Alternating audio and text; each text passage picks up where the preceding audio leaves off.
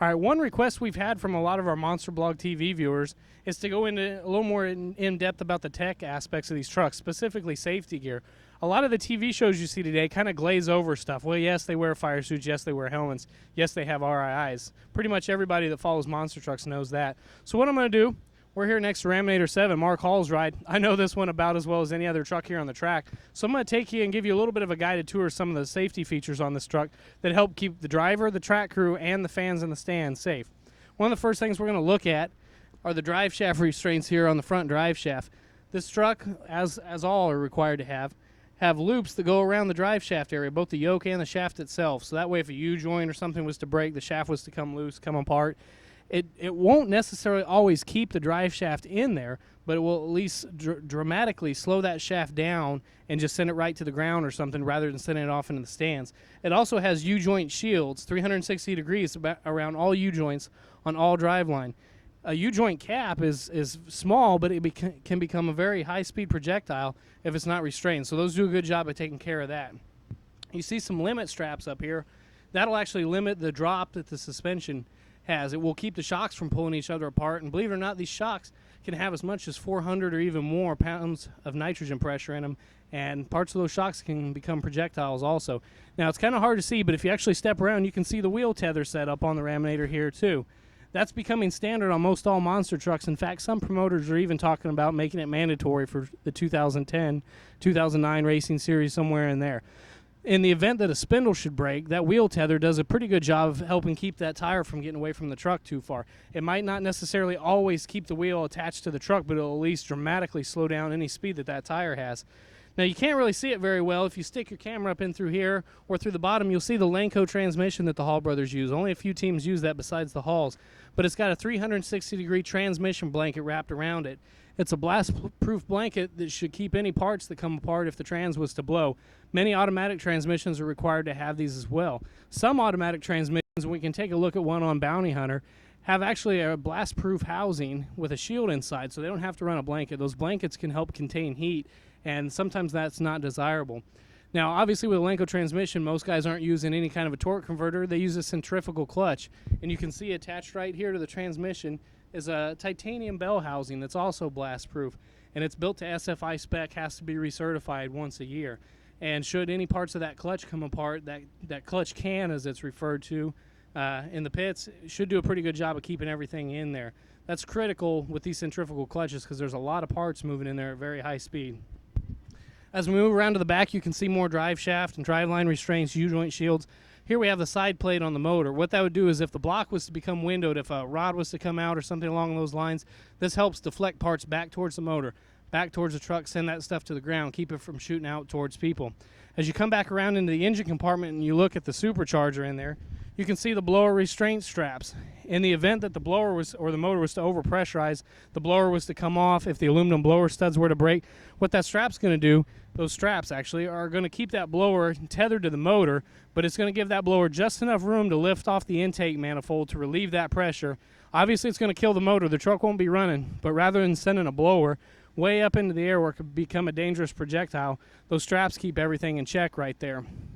As we step around to the back of the truck, we'll come back to the truck's electrical system. These trucks locate their batteries in different places. It depends on who's building them. The Halls, they locate 3 Optima batteries in the back of the truck. Now, you don't necessarily have to run an Optima per se. You do have to run a dry or a gel-type battery. Can't be running a car battery that has acid and water in it. These batteries don't leak. They're spill-proof. They're ideal for this kind of racing. They're highly resistant to punctures. You'll notice on top of them, they're covered by a Lexan shield. All monster trucks are required to have either a Lexan or a rubber shield on top of those batteries. It's a non-conductive surface, and what it does is it could keep debris from cars or whatnot, causing the batteries to arc across each other if something metal was to get up there. And it also protects the guys when they're working on the truck if they've got wrenches in their hand or something. Makes it pretty handy. You can see the wheel tethers on the back Raminator also. They got it all the way around. All 4 of them have them. One thing we talk about on TV a lot, you see, is the pull to kill ring right back here. This is attached via cable to the truck's main power switch. Now, this isn't necessarily going to kill, stop the truck from moving or whatnot, but it is going to kill all electrical power to the truck. You see a lot of times when the guys roll over, even if they've already killed the power to the truck officials will come over and pull on this ring right here. That's a critical part of monster truck safety. It's been around on these for a very long time. It's one of the most important aspects. And you notice this ring it's kind of out here. You can see it's been beat up just a little bit, but it's important that it remains highly visible and easy for the track officials to see. So when they come to grab it, it's not zip tied to the frame or something like that. It's easy to get a hold of and take care of that problem right there. Now you also see this truck has big shock accumulators on them like most trucks have. The hulls, like many guys, actually use some bungee straps, rubber bungee straps, in addition to the clamps that come with the shocks. And that's just an extra step. It seems kind of crude, seems kind of primitive. It's actually highly effective. And it keeps those accumulators from swinging out anymore on their heim joints and getting hit possibly by that sway bar or the tire or any other track debris like that. Now where I'm standing right here is a good vantage point to see. You can see the Dodge logo on that flat piece of aluminum by the blower belt. And should the blower belt break, that's actually a great way to shield those fuel lines that are running up into the injector hat from getting knocked apart and possibly damaged, causing a fuel leak if the blower belt was to break. So that's a pretty critical thing to have on there. It's a really, really good thing to have. Drag racers have been doing it forever. Great thing on these trucks. You can see the engine side shield on this side again, more drive shaft restraints. Pretty much the truck's symmetrical. It's identical on both sides with the safety equipment it's required to have. What we're going to do now is we're going to head around to the other side and take you up in the cab a little bit and show you some of the in-cab safety features. All right, we're squeezed into the cab of Mark Hall's Raminator truck right here. I'm sitting in what is one of the most important safety features in these trucks that people really don't think about, and that's this aluminum racing seat. The Hall seats are custom designed and built by Randy LaJoy's company, The Joy of Seating. And this seat is custom fitted to Mark Hall. Obviously, I'm a little bit wider than Mark is, but he fits in here snug as a rug when he's in the truck driving. As you can see, it has built-in head restraints. It keeps his head from flopping around when he's making big jumps or racing. The steering wheel on these trucks is also removable. It's a quick-release steering wheel. Has a latch on the back side. And what that does, you're so tight and cramped in this cab, that lets the driver get rid of that steering wheel really quick if he needs to get out in a hurry. Also makes general ingress and egress a lot easier.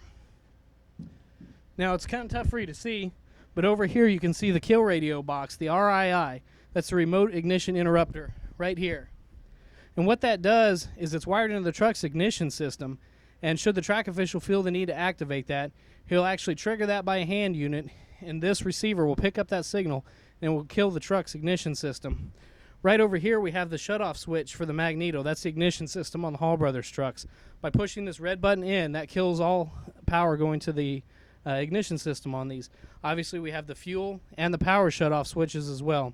So as you can see in the Raminator cab here, we have a lot of safety stuff going on that tends to get a little bit glazed over, kind of forgotten about on the bigger TV coverage. But here on the Monster Blog TV, we want to bring you as much technical information as we can. We know you're hardcore monster truck fans, and so are we. So that's all from the Raminator pits. We'll be showing you some other safety stuff on some other trucks as the night goes on.